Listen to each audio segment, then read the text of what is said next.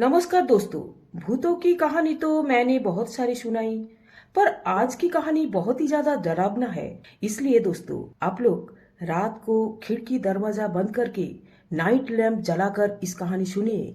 तो शुरू करती हूँ रोंगटे खड़ा करने वाली कहानी, सरकटा।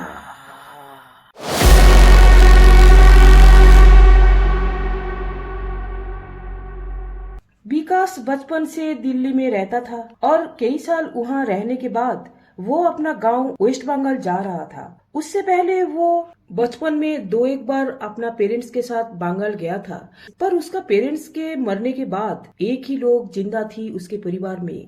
वो है उसका नानी, जो बंगाल में रहती थी, और इसलिए वो बंगाल जा रहा था नानी के साथ मुलाकात करने के लिए। वो गांव में पहुंच तो गया, पर वहाँ का मेन सड़क बारिश की वजह से खराब हो गया था। उसने देखा पेड़ में एक साइन बोर्ड टांगा हुआ जो जंगल के रास्ते से गांव की तरफ इशारा कर रहा है। विकास ने वो रास्ता तो ले लिया, पर उसको नहीं पता था कि वो रास्ता लेना उसकी जिंदगी की सबसे बड़ा गलती बनने वाला है। शाम हो रही थी और जंगल का वो रास्ता बिल्कुल सुनसान था। पूरे रास्ते में उसके अलावा और कोई नहीं था।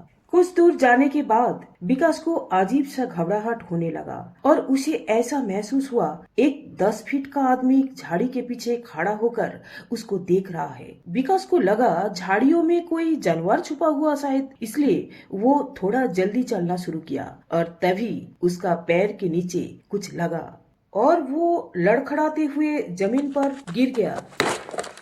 और जैसे ही उसने पलट कर देखा तो उसका रोंगटे खड़ा हो गया। वो जिस चीजों से लड़खड़ा था वो कुछ और नहीं बल्कि एक इंसान का कटा हुआ सड़ा हुआ सर था। ये देखते ही विकास जोर से भागा और जैसे तैसे करके उस एरिया से निकलकर अपना नानी के घर पहुंच गया। उसका नानी बहुत दिनों के बाद विकास को देखकर बहुत खुश हो गई और पूछा, बेटा कितने सालों के बाद तुझे देख रही हूँ, पर ये क्या तेरा कपड़े में इतना मिट्टी क्यों लग गया रे? हाँ, कहीं गिर गया था क्या? हाँ नानी, मैं जंगल वाले रास्ते से आ रहा था। एक कटा हुआ सर पड़ा हुआ था और डर के मारे फिसल कर मैं गिर गया था। ये सुनते ही नानी का चेहरा सफेद पड़ गया। नानी ने बताया, बेटा वो जंगल का रास्ता कई सालों से सुनसान है, क्योंकि वहाँ स्कंद काटा यानी सरकाटा रहता है। हाँ, सभी ने कहते हैं कि गांव में एक लंबा चौड़ा पहलवान लड़का रहता था।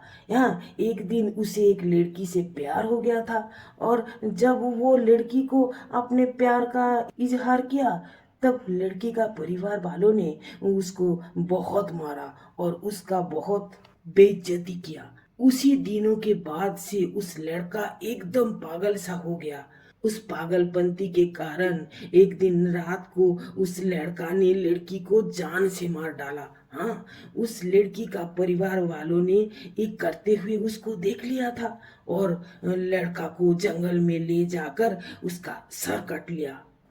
उन्होंने उस लड़का का सरकाटे शरीर को उसी जंगल में छोड़ दिया और बेटा तब से उस सरकाटे की आत्मा जंगल में भटक रहा है। हाँ, वो तो हमेशा बदले की आग में जलता रहता है और अगर किसी को वो एक बार देख लिया तो हमेशा के लिए उस इंसान को सरकटा बना देता था।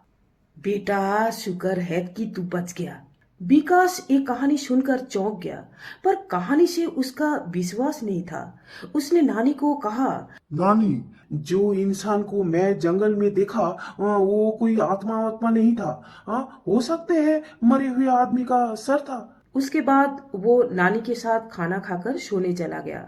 जैसे ही आधी रात हुई, विकास का सोते हुए लगा जैसे कोई धीमे आवाज में उसे पुकार रहा है। उसने उठकर देखा उसका कमरे में कोई तो नहीं था। उसे लगा कि शायद उसका नानी होगी, पर तुरंत वो नानी के कमरे में जाकर देखा नानी तो बिंदास सो रही है।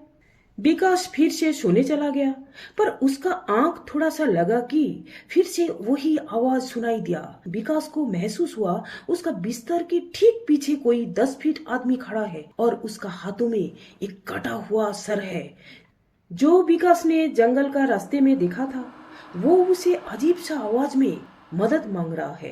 ए लड़का, लड़का उठ उठ उठ, मेरा सर शरीर में जोड़ दे, मुझे मदद कर।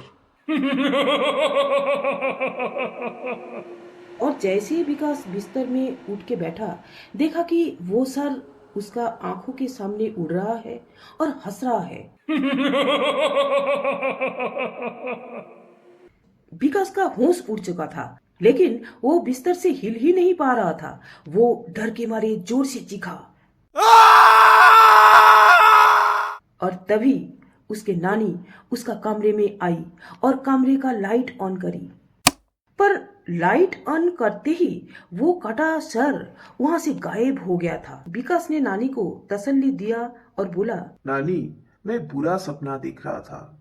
अगले दिन विकास गांव वालों से सुना कि वो सरकटा हर एक गांव वालों को अपने सर जोड़ने का मदद मांगता रहता है। उस दिन फिर से विकास जब रात को सोने गया, तब खिड़की के बाहर देखा कि वही 10 फीट वाला कोई आदमी शॉल ओढ़कर खड़ा है।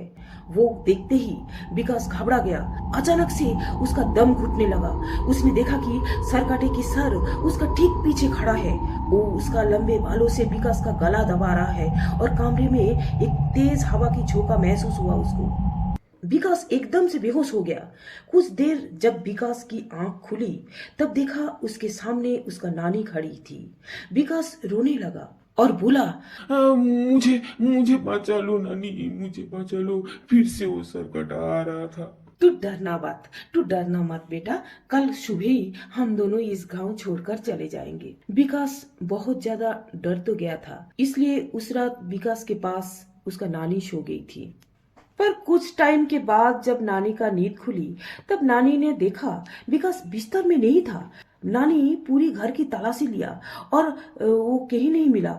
नानी बहुत ज्यादा घबरा गई थी। नानी बाहर आकर चिल्लाना शुरू कर दिया, कोई कोई कोई मेरा पोता को बचा लो, कोई मेरा पोता को बचा लो, उसको सरकटे ने उठाकर ले गया, कोई बचा लो मेरा पोता को।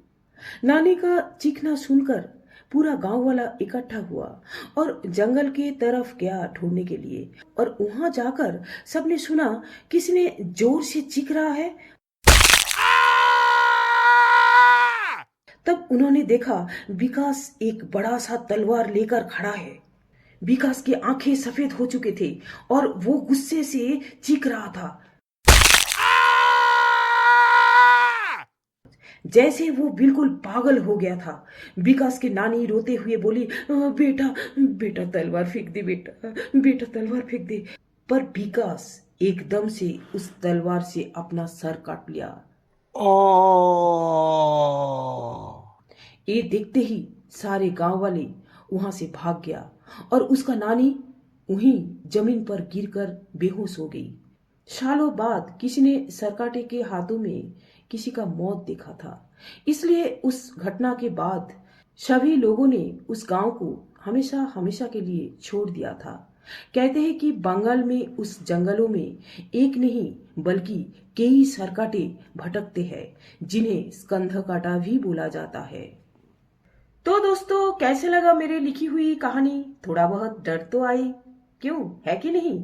जरूर आएगी। तो देर किस बात की, लिख दीजिए कमेंट और सब्सक्राइब के साथ साथ बेल नोटिफिकेशन भी दबा लीजिएगा और दोस्तों के बीच शेयर भी कर दीजिएगा। अच्छा, तो हम चलते हैं। बाय।